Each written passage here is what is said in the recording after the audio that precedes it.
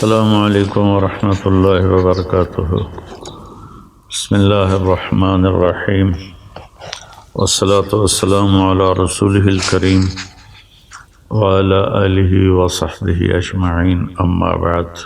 آج رات 17 رمضان المبارک، یعنی کل کا روزہ 17 کا ہے، اور 17 رمضان کو اسلامی تاریخ میں ایک واقعہ پیش آیا ہے۔ ایک جنگ ہوئی جس کو غزوہ بدر کہتے ہیں۔ یہ ایک ایسا فیصلہ کن معرکہ تھا جس نے لیحق الحق ویبطل الباطل، اس کو زندہ کر کے دکھا دیا۔ مجھے خیال آ رہا تھا جیسے کہ میں نے کہیں پڑھا نہیں، ذہن اس طرح ہو گیا کہ جیسے بدر 14ویں کے چاند کو کہتے ہیں، تو بدر اس بستی کا نام تھا جس میں جنگ ہوئی، اس لیے یہ نام غزوہ بدر ہو گیا۔ 14ویں کا چاند جو ہوتا ہے نا، وہ رات کی تاریکی کو تقریباً ختم کر دیتا ہے اور اجالا کر دیتا ہے۔ اسی طرح اس معرکہ نے 14ویں رات کے چاند کی طرح چمک کر ابھر کر اور ساری دنیا کو دکھا دیا کہ حق پر کون ہے اور باطل پر کون ہے۔ جب ہمارے نبی نکلے تھے بدر کی جنگ کے لیے، تو جبریل اسی وقت آ کر آپ کو بتا دیتے کہ آگے قافلہ نہیں ہے، لشکر ہے، تو آپ پوری تیاری کر کے نکلتے۔ واقعہ کا پس منظر یہ ہے کہ مکے والوں نے اپنے سارے زیورات اور پیسہ اکٹھا کر کے دیا ابو سفیان کو کہ جاؤ اور شام سے ہتھیار خرید کر لاؤ، ہم ان کا مقابلہ کریں گے بعد میں۔ جب یہ شام جا رہے تھے تو اس وقت آپ کو اطلاع ملی، آپ نے خود تو نہیں گئے، دوسرے صحابہ کو بھیجا پیچھے، جس کو بدر صغرا کہتے ہیں، تو وہ ابو سفیان نکل گیا۔ جب وہ واپس آ رہا تھا تو آپ کو بر وقت اطلاع ملی، تو آپ نے پھر پتہ کرایا کہ بھئی یہ قافلہ کہاں ہے، کدھر ہے۔ آپ نے طلحہ بن عبید اللہ اور سعید بن زید رضی اللہ تعالیٰ عنہما، ان دونوں کو بھیجا کہ جا کے پتہ کرو۔ وہ ایک راستے میں پہنچے اور وہاں سے ان کو اطلاع ملی کہ وہ قافلہ گزر گیا ہے اور صرف اس کے ساتھ 40 آدمی ہیں۔ 40 آدمیوں کا سن کر آپ نے اس کو ہلکا لیا، بھئی کوئی نہیں، جتنے مسجد میں بیٹھے ہو چلو اور جا کر ان پر دعویٰ بول دیں۔ تو اس وقت میں یہ کہہ رہا تھا کہ اللہ نے اطلاع نہیں کی کہ میرے محبوب 40 نہیں ہیں، جنگ ہوگی، بڑی تیاری کر کے نکلیں۔ صرف کئی اتنی اس کی وجوہات ہیں۔ ایک وجہ جو بڑی سمجھ میں آتی ہے کہ اللہ یہ بتانا چاہتے تھے کہ تمہاری فتح اسلحہ کی برتری کی وجہ سے نہیں ہے، تعداد کی وجہ سے نہیں ہے، بلکہ اللہ کی خاص مدد سے اللہ تعالیٰ تمہارے ساتھ ہے اور تمہاری برتری اور کامیابی ہے۔ اس لیے وہ بالکل بے خبر ہو کر نکلے۔ جب وہ ابو سفیان کو پتہ تھا کہ میرا پیچھا ہوگا، تو اس نے ایک جگہ دیکھی، اونٹ کی لد دیکھی، تو اس نے اس کو توڑا، تو اس میں مدینے کی گٹھلیاں، اس معاملے میں اتنے سمجھدار تھے، اس نے کہا اس میں تو مدینے کی کھجور کی گٹھلیاں ہیں۔ اس نے اسی وقت زمزم بن عمرو غفاری کو پیسے دے کر بھیجا کہ جاؤ مکے میں اطلاع کرو کہ مدینے والوں نے حملہ کر دیا ہے۔ تو زمزم بن عمرو غفاری جب مکے میں داخل ہوا تو اس نے کرتا اتار دیا۔ یہ بری خبر دینے کی علامت ہوتی تھی۔ اپنے اونٹ کی ناک کو چپٹا کر دیا، پالان الٹا کر دیا اور کہا کہ قریش اپنے قبیلے کی خبر لو، محمد صلی اللہ علیہ وسلم اور اس کے ساتھی لوٹنے کے لیے آ رہے ہیں۔ اچھا، ادھر تو پوری تیاری ہوئی اور 1300 کا لشکر مکے سے تیار ہو کر مدینے کی طرف بڑھا۔ اور ادھر آپ صرف 313 کو لے کر نکلے، اور پورے لشکر میں 2 گھوڑے تھے، ایک حضرت زبیر کے پاس، ایک حضرت مقداد کے پاس، اور 60 اونٹنیاں تھیں جس پر وہ باری باری 313 سوار ہو کے چل رہے تھے۔ اللہ کے نبی بھی اپنی باری پر، آپ کی اس میں تھے، آپ کے ساتھ حضرت علی رضی اللہ تعالیٰ عنہ تھے، اور ایک ابو لبابہ رضی اللہ تعالیٰ عنہ تھے۔ پھر آپ نے ان کو واپس بھیج دیا اور مدینے کا گورنر بنا کے، قائم مقام نائب بنا کے مدینے کے خبر گیری کے لیے واپس بھیج دیا۔ جب یہ قافلہ بدر پہنچا اس کے قریب، تو آپ کو پتہ چلا اور صحابہ کو پتہ چلا کہ مقابلہ تو پورے بڑے لشکر کے ساتھ ہے۔ ادھر ابو سفیان نے پیغام بھیج دیا کہ میں مدینے والوں کی پہنچ سے باہر ہو گیا ہوں، اب بے شک تم واپس چلے جاؤ، اب لڑائی مت کرو۔ تو اس خبر کو سن کر ابو جہل نے کہا کہ ہم اس وقت تک پیچھے نہیں ہٹیں گے جب تک بدر میں جا کر اونٹ ذبح نہ کریں، شرابیں نہ پئیں، اور ہم اپنی کنیزوں کو نچائیں اور ان کا گانا سنیں، اس کے بعد ہم واپس جائیں گے۔ لیکن اس لشکر میں اخنس بن شریک ایک شخص تھے، بعد میں مسلمان ہوئے یا نہیں ہوئے کوئی پکا معلوم نہیں۔ تو انہوں نے کہا بھائی جب مقصد ہی پورا ہو گیا، قافلہ واپس چلا گیا، اب کس بات کا لڑنا؟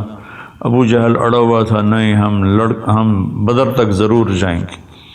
تو اپنے 300 ساتھیوں کو لے کر واپس ہو گیا، بنو زہرہ کے۔ تو بعد میں وہ بڑی خوشی مناتے تھے کہ شکر ہے کہ ہم واپس آ گئے، ورنہ بہت بری شکست ہوئی تھی۔ تو اس طرح یہ مکے والوں کا جو قافلہ تھا، لشکر، یہ 1000 رہ گئے۔ اس میں 300 گھوڑ سوار تھے، اور باقی جو 700 تھے وہ سب مسلح تھے، تمام ہتھیاروں کے ساتھ، اونٹنیاں تھیں، اور 2 گھوڑ سوار، 300 گھوڑ سوار۔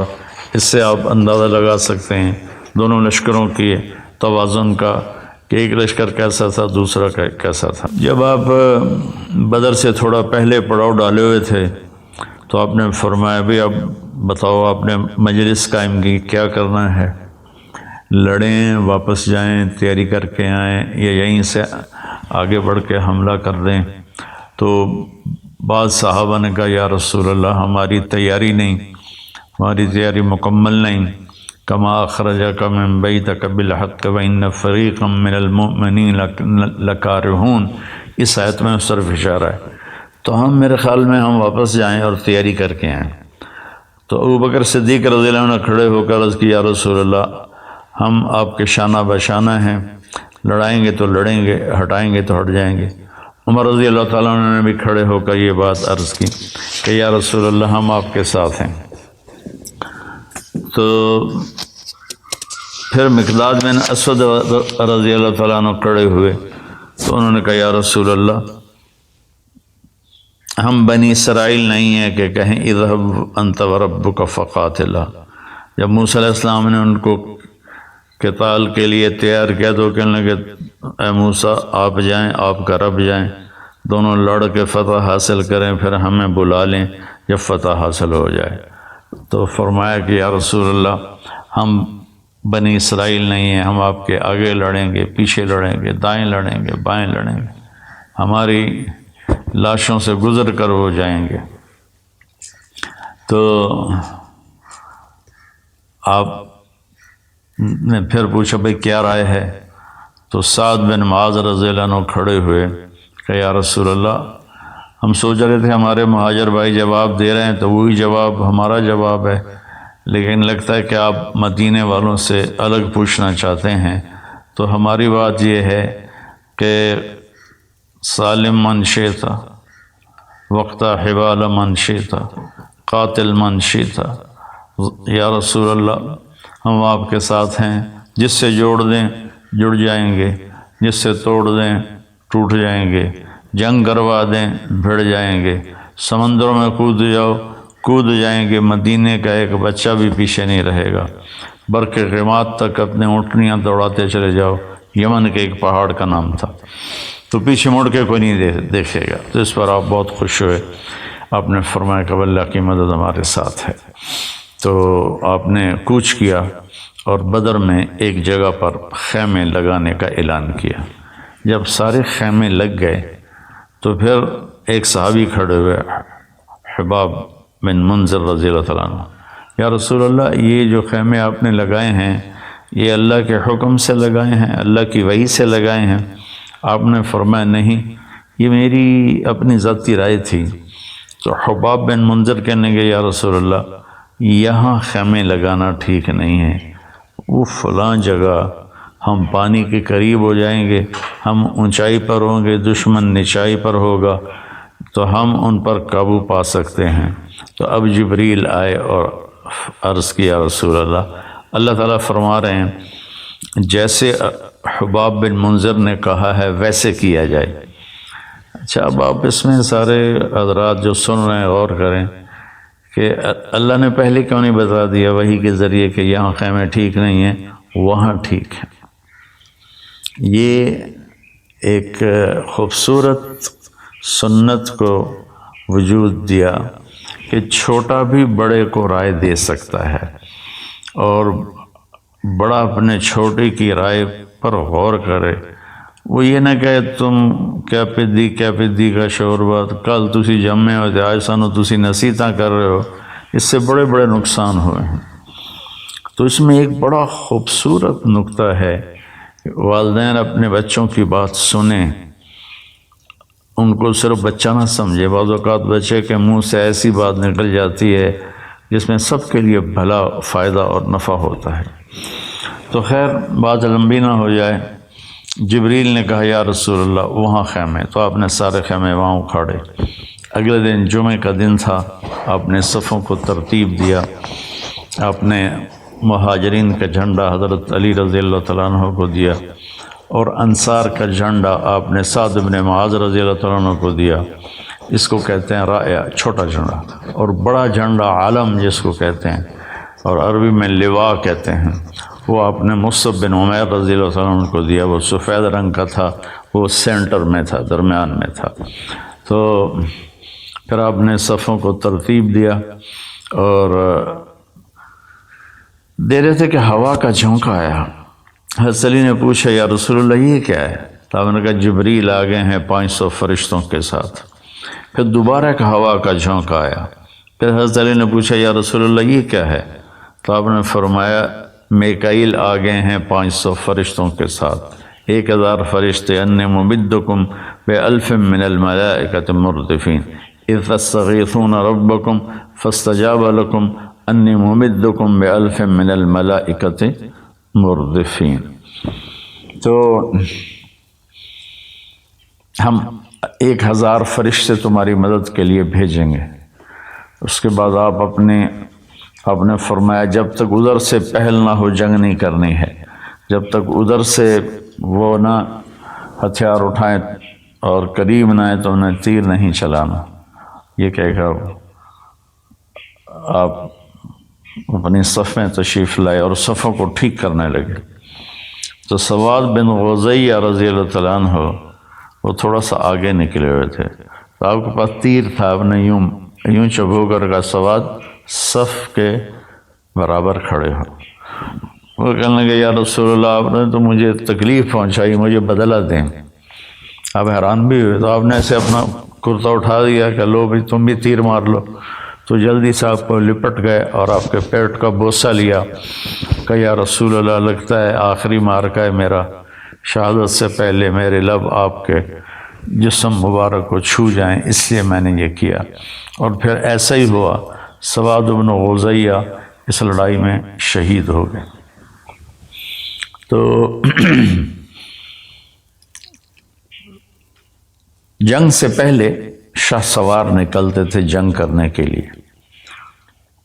درمیان ادھر سے عتبہ بن ربیعہ اور ولید بن عتبہ اور شیبہ بن ربیعہ ایک ہی خاندان کے، 2 بھائی، ایک بھتیجا بیٹا۔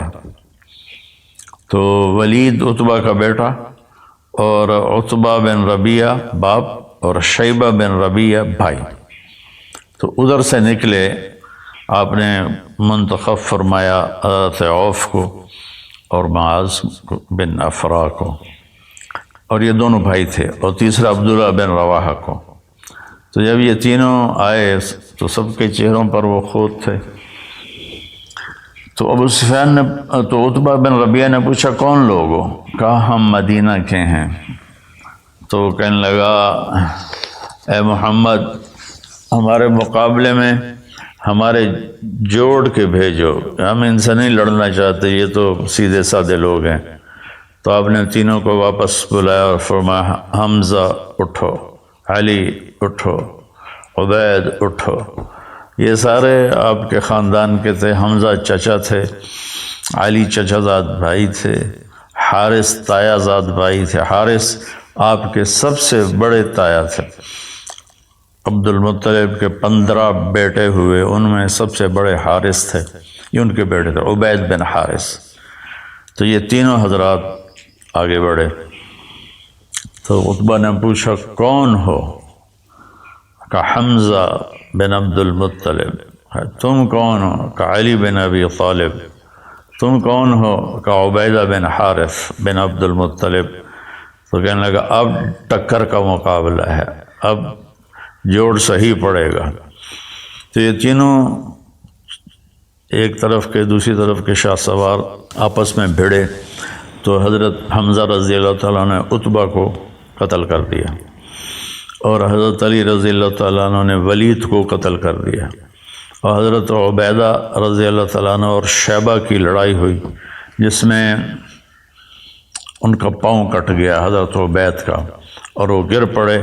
تو حضرت حمزہ اور حضرت علی رضی اللہ تعالیٰ عنہ علیہم السلام، انہوں نے آگے بڑھ کے شیبہ کا بھی سر اڑا دیا، اور حضرت عبید کو اٹھا کر لائے تو انہوں نے اللہ کے نبی کے قدموں پہ سر رکھ دیا کہ یا رسول اللہ الست شہیداً، کیا میں شہید ہوں؟ آپ نے کہا بلا وانا علیک شاہد، بالکل تو شہید ہے اور میں تیری شہادت کی قیامت کے دن گواہی دوں گا۔ پھر کہنے لگے یا رسول اللہ، اگر آج ابو طالب زندہ ہوتے تو ان کے اس شعر کا میں زیادہ حقدار تھا۔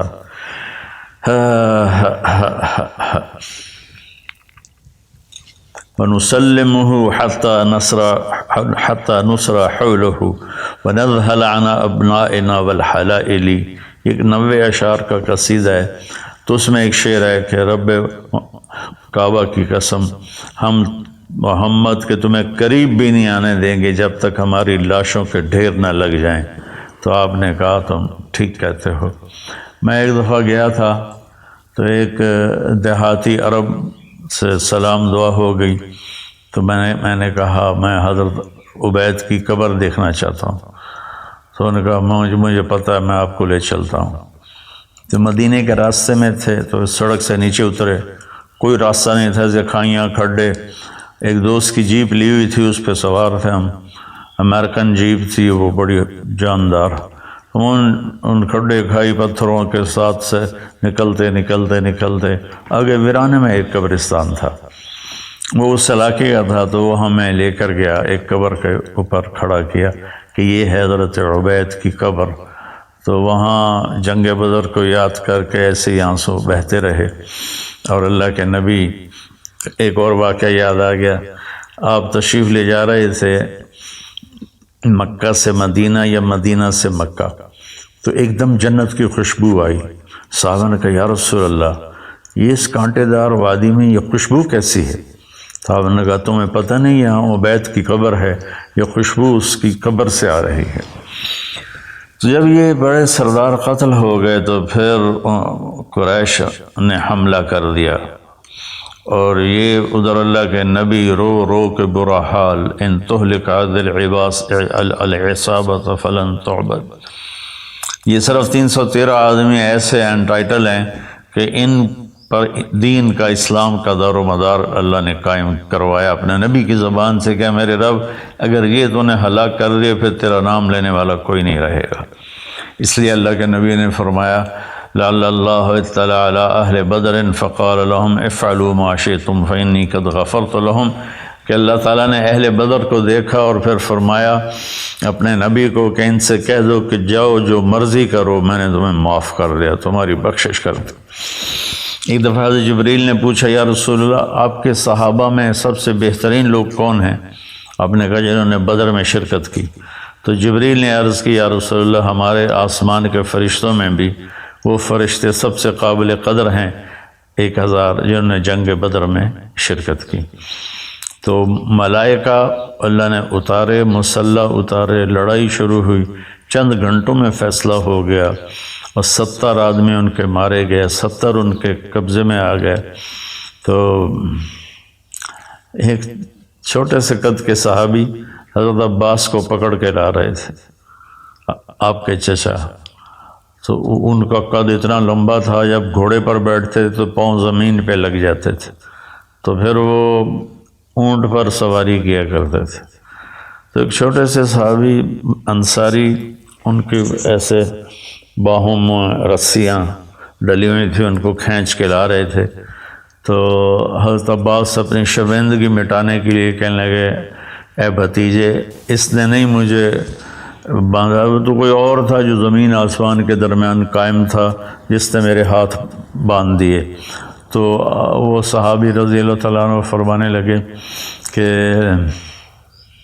نہیں یا رسول اللہ میں نے باندھا ہے، میں نے باندھا۔ میں کہا اس کو تو فقط ایدک اللہ بملک کریم، چپ ہو جا، اللہ نے تیری مدد کی ہے ایک فرشتے کے ذریعہ سے۔ تو اس کے بعد قریش مکہ تو پیچھے بھاگے اور آپ نے تعاقب کرنے سے منع فرما دیا تعداد کے تھوڑے ہونے کی وجہ سے۔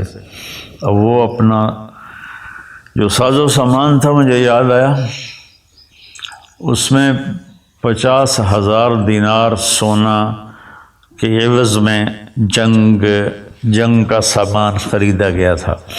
50,000 دینار آج کے دور کے 262 کلو بنتا ہے، 262 کلو سونا، اور دینار تقریباً 20,000 کا ہے، اب تو اس بھی زیادہ ہے۔ تو وہ صرف سونا جو تھا وہ 1 ارب روپے کی مالیت کا تھا آج کے دور میں۔ 1 ارب روپے کی، میں نے کیلکولیٹر میں دیکھا وہ ضرب کر کے، تو 1 ارب روپے کا وہ لے کر جا رہے تھے ساز و سامان مسلمانوں سے لڑنے کے لیے، وہ بچ کے نکل گئے۔ تو وہ تو واپس آپ تشریف فرما ہوئے اور بدر کے قیدی تھے، تو آپ نے ان کے بارے میں مشورہ کیا کہ ان کے ساتھ کیا کیا جائے۔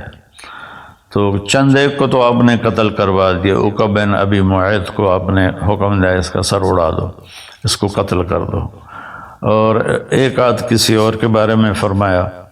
باقی آپ نے پوچھا کیا کریں، تو عمر رضی اللہ تعالیٰ عنہ نے فرمایا کہ یا رسول اللہ ہر رشتہ دار اٹھے اور اپنے رشتہ دار کا سر اڑا دے۔ اور عبداللہ بن رواحہ نے فرمایا یا رسول اللہ آگ جلا کے ان کو اس میں زندہ جلا دیا جائے۔ ابو بکر رضی اللہ عنہ نے فرمایا یا رسول اللہ میرا خیال ہے فدیہ لے کر چھوڑ دیا جائے۔ تو آپ نے ابو بکر کی رائے کو پسند کیا اور ان سب کو اپنے ساتھ لے کے مدینہ آ گئے اور ان کا فدیہ مقرر کر دیا۔ تو اس پر حدیث یاد آ رہی ہے کہ جب چل رہے تو اللہ کے نبی رو رہے تھے، تو عمر رضی اللہ عنہ نے پوچھا یا رسول اللہ کیا ہوا؟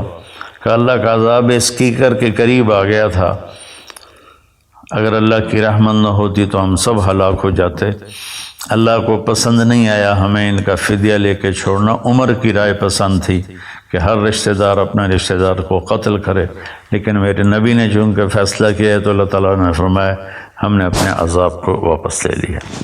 تو جنگ بدر میں جو شہداء 14 صحابہ شہید ہوئے اور 70 قریش کے لشکر کے شہید ہوئے، 70 قید ہوئے، اور اللہ تعالیٰ نے کھلی آنکھوں سے دکھایا کہ بغیر ہتھیاروں کے اللہ تعالیٰ نے فتح نصیب فرمائے۔ 2 گھوڑے 300 گھوڑے کوئی مقابلہ ہے، 8 تلواریں اور ادھر 700 تلواریں تھیں، کوئی مقابلہ ہے، 8 اور 700 کوئی مقابلہ ہے۔ باقی سوٹے نیزے پکڑ کے جنگ کی اور اللہ تعالیٰ نے اپنے فضل و کرم سے فتح نصیب فرمائی، اور اللہ تبارک و تعالیٰ نے اس کو بدر کے معنی میں زندہ کر کے دکھایا کہ بدر کی جنگ نے کس طرح اندھیروں کو اجالے میں تبدیل کر دیا۔ آپ نے پھر لوگ آتے تھے اور فدیہ دے کے اپنے قیدیوں کو لے جاتے تھے۔ تو عمیر بن وہب جمحی یہ ایک بعد میں صحابی بنے، یہ اور صفوان بن امیہ مکے میں بیٹھے تھے۔ تو عمیر کہنے لگے سرداروں کے قتل کے بعد تو زندگی کوئی نہیں رہی۔ تو صفوان کہنے لگے اگر میرے اوپر قرضہ نہ ہو، صفوان کہنے لگے واقعی یار زندگی کا کوئی جوش ہی نہیں رہا۔ تو عمیر کہنے لگے اگر میرے اوپر قرضہ نہ ہوتا اور میرے بچے چھوٹے نہ ہوتے تو میں جا کے محمد کو قتل کر دیتا۔ تو صفوان نے کہا تیرا قرضہ میرے ذمہ، تیرے بچوں کا خرچہ جب تک وہ بڑے نہیں ہوتے میرے ذمہ، تو یہ کام کرو۔ انہوں نے کہا بالکل ٹھیک۔ تو اس نے اپنی تلوار لی اور اونٹنی پر مدینے کو چل پڑا۔ اور مسجد نبوی کے دروازے پر اس نے اونٹنی کو بٹھایا اور نیچے اترا تو حضرت عمر نے دیکھ کر کہنے لگا وہ مکے کا شیطان آ گیا، یہ ضرور کوئی بدنیتی لے کر آیا ہے۔ تو انہوں نے اس کو پکڑ لیا اور آپ کے سامنے پیش کیا، یا رسول اللہ مجھے نہیں لگتا یہ کسی خیر کے ارادے سے آیا۔ تو ہم نے کہا عمیر کس لیے آئے ہو؟ کہا جی میرا بھائی جو گرفتار ہے اس کا فدیہ دینے آیا ہوں۔ آپ نے کہا تلوار کیوں لائے ہو؟ تو وہ کہنے لگا تلواروں نے بدر میں کیا کام دیا تھا جو آج کام دیں گے؟ اب نے کہا وہ حرم شریف میں تیری اور صفوان کے آپس میں کیا بات ہوئی تھی؟ تم نے کہا تھا میرے بچے چھوٹے نہ ہوتے، قرضہ نہ ہوتا تو محمد کا سر اڑا دیتا۔ اس نے آپ کے پاؤں پکڑ لے کہ اشہد ان لا الہ الا اللہ و اشہد انک رسول اللہ، یا رسول اللہ میں گواہی دیتا ہوں آپ سچے رسول ہیں۔ کیونکہ اس بات کا تو مکے والوں کو ہی نہیں پتا، صرف میں اور صفوان تھے۔ ادھر صفوان روزانہ کہتا ان قریب اچھی خبر سنو گے، ان قریب خوشخبری آنے والی۔ جو آدمی مدینے سے آتا بھاگ کر اس کے پاس جاتا، کوئی نئی خیر خبر۔ ایک دن ایک آدمی آیا تو بھاگا گیا، کوئی نئی خیر خبر کا، ہاں عمیر بن وہب نے اسلام قبول کر لیا۔ اس نے اتنی گالیاں دی ان کو کہ انہوں نے میرا مال برباد کیا، میرا یہ برباد کیا۔ لیکن اللہ نے بعد میں صفوان بن امیہ کو بھی ایمان نصیب فرما دیا۔ فتح مکہ پر اللہ نے ان کو ہدایت دی، کلمہ پڑھا، اور جنگ حنین کے لیے 100 زریں اکیلے صفوان بن امیہ نے پیش کی تھیں جنگ حنین کے لیے۔ تو نبی کی سیرت پڑھا کرو، میں تو اس کی تفصیل میں جاؤں تو کئی گھنٹے کا بن جائے گا یہ، لیکن میں صرف اشارات آپ کو بتا دیے، وہ جو میری یادداشت میں تھے وہی میں نے آپ کی خدمت میں پیش کر دیے۔ لیکن آپ سب بہن بھائیوں سے گزارش ہے اپنے نبی کی زندگی ضرور پڑھیں، اس سے بہت فائدہ ہوگا۔ اللہ تعالی ہم کو آپ کو عمل کی توفیق نصیب فرمائے۔ السلام علیکم۔ میرا سرمایہ تم لوگ، تم بچے میرا سرمایہ۔ میرے لیے ہر بچہ ایک پھلدار درخت ہے، اگر وہ پھل لیتا ہے تو مالک کو خوشی ہوتی، اگر وہ بے ثمر ہو جاتا ہے دکھ ہوتا ہے۔ کہ سب سے پہلے سیکھو اللہ کے سوا کوئی بندگی کے قابل ہے، اور اللہ کے سوا اس کائنات کا کوئی مالک نہیں، اللہ کے سوا کوئی حاجت روا ہے، کوئی پکار پہ نہیں آتا سوائے اللہ۔ ہمارا عقلی ایمان ہے اللہ پر، ہمارے احساسات میں اللہ نہیں ہے۔ جیسے کسی بات کا غم ہوتا ہے یا خوشی ہوتی ہے، وہ احساسات میں شامل ہو جاتا، اس کا چہرے سے پتہ چلتا۔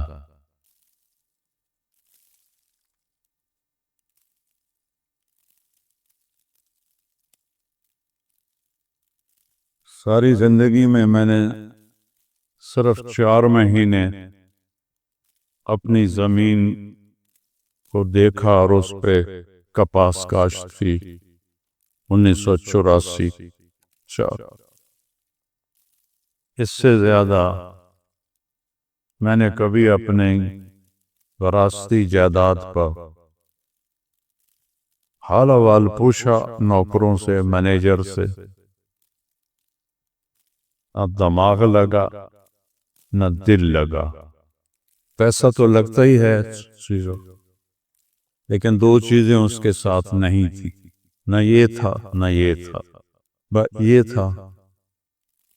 تو لہذا میرا سرمایہ تم لوگ، تم بچے میرا سرمایہ۔ میرے لیے ہر بچہ ایک پھلدار درخت ہے۔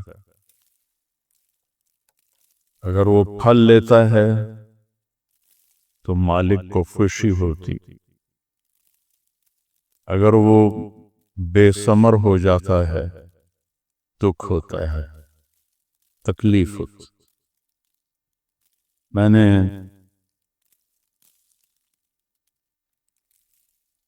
چونکہ ایک ذمہ دار ماحول میں آنکھ کھولی ہے، تو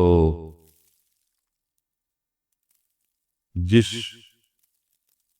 پودے پہ پھل نہیں ہوتا تھا وہ کھٹکتا تھا، جس پہ پھل ہوتا تھا اس کو دیکھ کے خوشی ہوتی۔ تمہارا پھلدار ہونا کیا ہے کہ تم چلتے پھرتے سیرت کا نمونہ بن جاؤ، عالم بنو نہ بنو، تمہیں کچھ بھی نہ آتا ہو، تم حظو النعل بالنعل، جو محاورہ ہے عربی کا، کہ اپنے نبی کے نقش قدم پر ایسے چلتے چلتے چلتے اللہ کے پاس پہنچ جاؤ تو آپ علماء ربانیین ہو۔ باقی سب چیزیں کی ظرفی۔ پہلا علم ہے لا الہ الا اللہ، فَاعْلَمْ أَنَّهُ لَا إِلَٰهَ إِلَّا اللَّهُ، کہ سب سے پہلے سیکھو کہ اللہ کے سوا کوئی بندگی کے قابل نہیں، اور اللہ کے سوا اس کائنات کا کوئی مالک نہیں، اللہ کے سوا کوئی حاجت روا ہے، کوئی پکار پہ نہیں آتا سوائے اللہ۔ ادعونی استجب، وَإِذَا سَأَلَكَ عِبَادِي عَنِّي فَإِنِّي قَرِيبٌ أُجِيبُ دَعْوَةَ الدَّاعِ إِذَا دَعَانِ فَلْيَسْتَجِيبُوا لِي وَلْيُؤْمِنُوا بِي لَعَلَّهُمْ يَرْشُدُونَ۔ اللہ ہمارا عقلی ایمان ہے، اللہ پر ہمارے احساسات میں اللہ نہیں ہے۔ جیسے کسی بات کا غم ہوتا ہے یا خوشی ہوتی ہے، وہ احساسات میں شامل ہو جاتا ہے، اس کا چہرے سے پتہ چلتا ہے۔ اللہ میرے، تمہارے استادوں کے، تم سب کے احساسات میں داخل ہو جائے۔ تو یہ پہلا علم ہے، فا۔ آپ کو معلوم ہے کہ عربی کے حروف کا بھی معنی ہوتا ہے، واحد زبان ہے جس کے حروف کا بھی معنی۔ جب کبھی ذوق تھا، ذوق تو اب بھی ہے، ہمت نہیں ہے، غم آرزو کا حسرت، حسرت موہانی شاعر کا، وہ کہتا غم آرزو کا حسرت، سبب اور کیا بتاؤں، میرے شوق کی بلندی، میری ہمتوں کی پستی۔ تو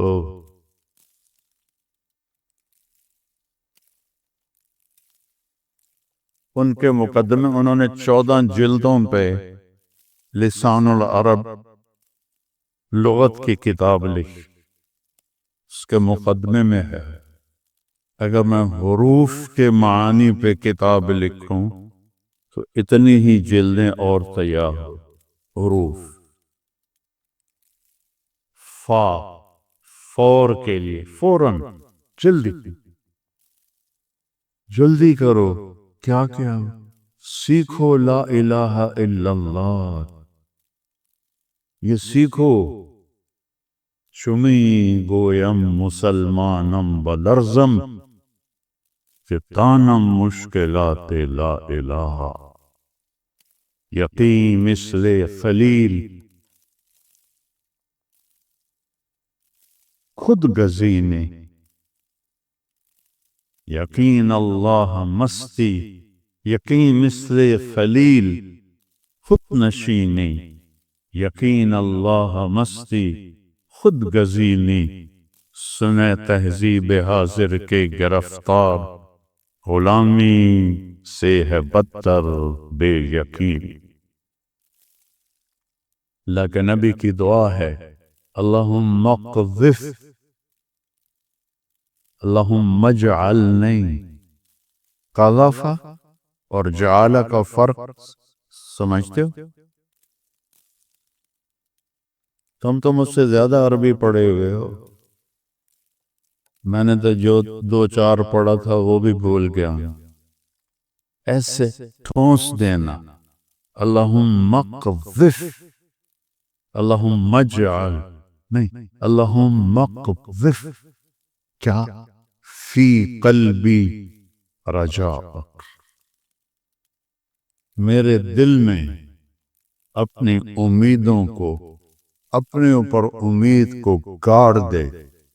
وقتع رجائی عمن سواک، کل کائنات سے، عرش سے لے کر فرش تک، اور سرا سے لے کر ثریا تک، چونٹی سے لے کر جبریل تک، سب سے مجھے کاٹ دے، میری امیدوں کو سب سے کاٹ دے. حتی لا ارجو احدا غیر، یہاں تک پہنچا دے کہ تیرے سوا کہیں میری آنکھ نہ اٹھے، کہیں میرے دل کے دریچے نہ کھلیں، کہیں میری آس نہ ہو، کہیں میری امید نہ ہو. تو ہی تو ہو، انت الاول فلیس قبلک شیء، وانت الآخر فلیس بعدک شیء، وانت الظاہر فلیس فوقک شیء، وانت الباطن فلیس دونک شیء. خالق کل شیء، ومالک کل شیء، ورازق کل شیء، ومحیی کل شیء، وممیت کل شیء، وقبل کل شیء، وبعد کل شیء، وفوق کل شیء، ودونک کل شیء، ولیس کمثلہ شیء وہو السمیع البصیر. سبح للہ ما فی السماوات والارض، کل کائنات. سبحت تیرنے کو کہتے، تیرنے میں کیا ایک لازم چیز ہے، جب تک کنارہ نہ آئے رک نہیں سکتے. یہاں تو میں کھڑا ہوں، بیٹھ بھی جاؤں گا، چلا بھی جاؤں. سباحہ میں ہے اگلے کنارے تک. وہ کنارہ کون سا ہے؟ حتی یاتیک الیقین. سورۃ مزمل میں کیا فرمایا؟ یا ایھا المزمل قم اللیل الا قلیلا نصفہ او انقص علیہ ورتل القرآن ترتیلا انا سنلقی علیک قولا ثقیلا ان لک فی النہار سبحا طویلا. مکے میں پانی تھا، کوئی دریا، کوئی نہر. کیا خوبصورت تشبیہ ہے کہ آپ کے ذمے جو کام ہے یہ وہ تیرنے والے کا ہے، جب تک اگلا کنارہ نہ آئے آپ کے لیے کوئی راحت۔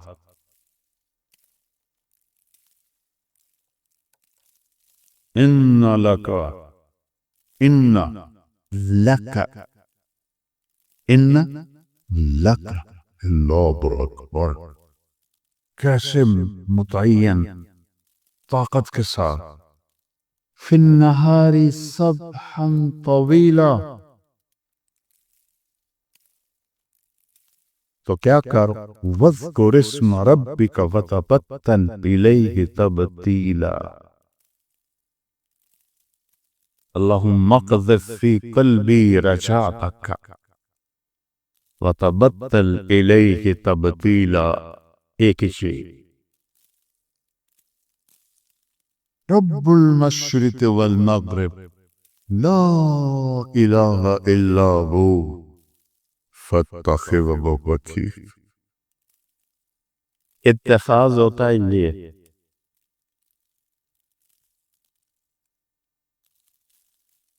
پکڑ کے رکھ تو اللہ تو فوق الفوق ہے، اسے کیسے پکڑے گا؟ یہ تو ایک مانوی چیز ہے، مانوی چیز کے لیے عربی میں ہوتا ہے تمسک، فاستمسک بالعروۃ الوثقی، اس کے لیے خود نہیں ہوتا،